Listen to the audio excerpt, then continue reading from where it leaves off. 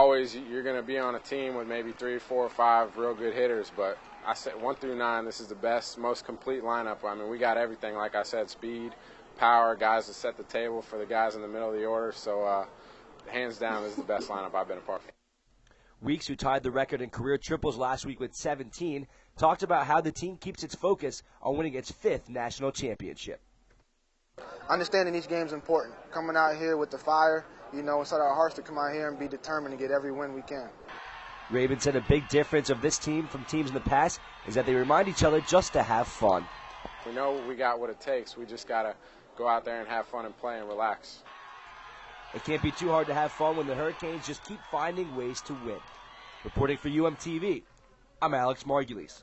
All right, baseball. They are 27-2, won last night against Florida Gulf Coast in dramatic fashion. Just how good is this baseball team really, honestly? They're number 1 in all the polls, but what do you think? I think it's amazing because since, 1981 and also since under Coach Morris, they've had the best start that they've had since then. They're doing a great job. I think the secret is the versatility of the team. Like, they're able to play well on the field. They're able to bat. All the batters are, hitting over 300, which is amazing. I just think that's, really, really, really good for the team. And also, the lower half of the lineup, including Dave Donatale and stuff like that. He's doing amazing as well. He's become one of the star players. So it just goes to show you that the whole lineup is really excellent. And the lineup really has been the story. They're about to play FSU in 2 weeks. Is actually number 2. How do these polls really mean anything to you, especially for I mean, I don't think any polls mean anything because a lot of it's based on where you ranked earlier in the season and where you're moving up as people lose. But I think our baseball team's doing very well. I think the versatility, as Janelle spoke about, I think that's a big deal. Jim Morris can shuffle the lineup in and out. He can move people around. I think what the really big thing is Carlos Gutierrez and Kyle Bellamy, 2 guys in our bullpen, which was a really weak point last year. They've really, really stepped it up, and I think that's been keeping us in close games like last night that we won on a walk-off. We won Friday night on a walk-off. That pitching's really keeping us in those games right now. If you had to name an MVP for this season so far, who do you think it is? It's got to be Yonder, no? I would go with Yonder, yeah. Probably. Yonder Alonso? I would say the underdog would be Donatale, though, because I think he's done a really, really great job, like I said earlier. But that's just my opinion. Right, and they're not. I mean, they're clutch. Now, I mean, they're exciting to watch. People are actually going out to the games. It's not just football anymore. This isn't just football town with basketball and the coach actually signing a 5-year contract. On top of all this, it's an exciting time to be a Miami Hurricane. All right, so that's all for the panel. Thank you guys for joining us. Thank you, Brian. All right. Out of we actually have surveys. Obviously, you guys answer them. So out of 35 students surveyed, we asked this first question. Did you hear the Islamic call to prayer from Richter Library's clock tower? 60% of you said no, and 14.3% said yes. And 25% said, yeah, I had no idea what you were talking about. If you heard the Islamic call to prayer from Richter's clock tower, did it bother you? 11% said no, 2.9% said somewhat, and 2.9% said yes. And a whopping 83% said I didn't even hear it. And our third survey question, do you think the weekend shuttles to the Grove should be canceled because of students who don't follow the rules?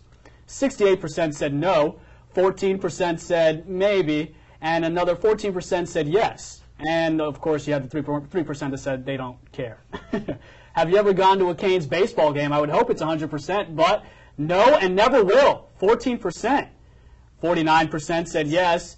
And no, but I want to, 37%. Stadium's right there. Get over there. Well, we know what you think about the 3 panel topics, but if you want to put your mind out there, then get into tonight's U Voice. Reporter Annalisa Hordonganzo finds out what students like and dislike about UM. Your opinions, your thoughts.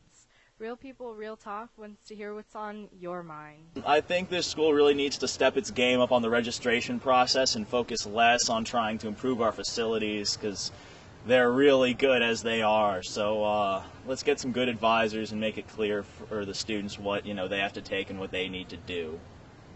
I feel that going to such a diverse school like this, we should have more fraternities and sororities like this on campus. So I just feel like, UM needs to just start allowing more fraternities like this to come on campus because it's a big representation of this school here. So none of the students come to the baseball games. There's the same 20 students at every game. They're really good. Show up. It's right on campus. It's free. This is the best university in the world. The experience I had, it was great. It was second to none. I'm a Texas guy, but I came down here for 5 years. It was the best experience of my life. Go Canes. And personally, I'm ready to leave this crap hole called Miami. I mean, I like the campus. The city sucks. I'm sick of the Grove, sick of this area, and I'm ready to go. Peace out, UM. Peace out. Well, you guys definitely have some opinions. But if you want a certain topic to come up in our show or just have a certain opinion on something, just email us at realpeoplerealtalk@gmail.com.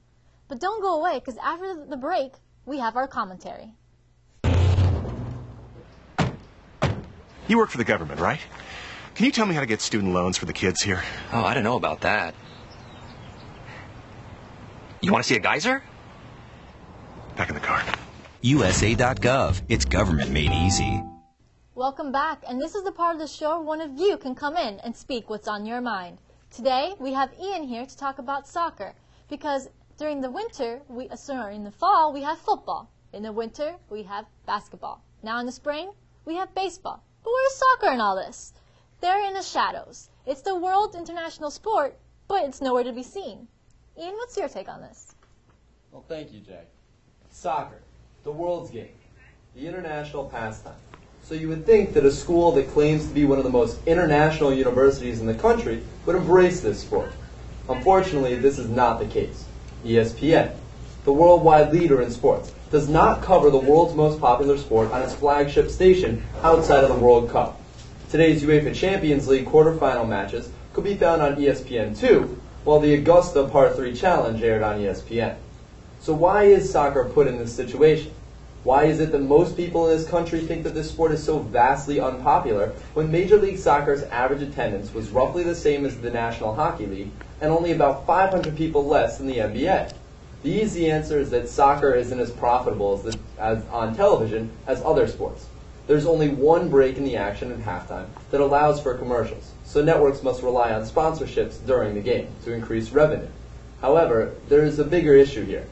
The NFL clearly is the best American football league in the world, and it has the best players and produces the best quality. Major League Baseball is the best baseball league in the world, and it has the best players and produces the best quality. The same goes for the NBA and basketball. However, Major League Soccer is relatively new and does not have the same stigma that these other leagues have. Also located in North America, fans will never be able to watch, for example, the New England Revolution compete in the UEFA Champions League. So what's the solution? For me, it is the responsibility of the media to silence the negative voice. There are too many people that do not enjoy baseball, but they're not given 5 minutes on SportsCenter to voice that opinion. Also, networks such as ESPN need to take a couple minutes out of their daily sports shows, in this case SportsCenter, to recap the day in Major League Soccer and have analysis similar to how Barry Melrose breaks down the NFL. Every night, when a national audience realizes that this sport is still growing in and it is becoming more and more successful every day, perhaps the United States can start to become a soccer nation. Wow. Thank you, Ian. Thank someone who actually thinks like me. So if you want to have your say, email us at realpeoplerealtalk@gmail.com. Well, from soccer to diving, today's close-up choice is UMTV's very own Brittany Viola. She is a diving national champion, and I got a chance to get up and close with her.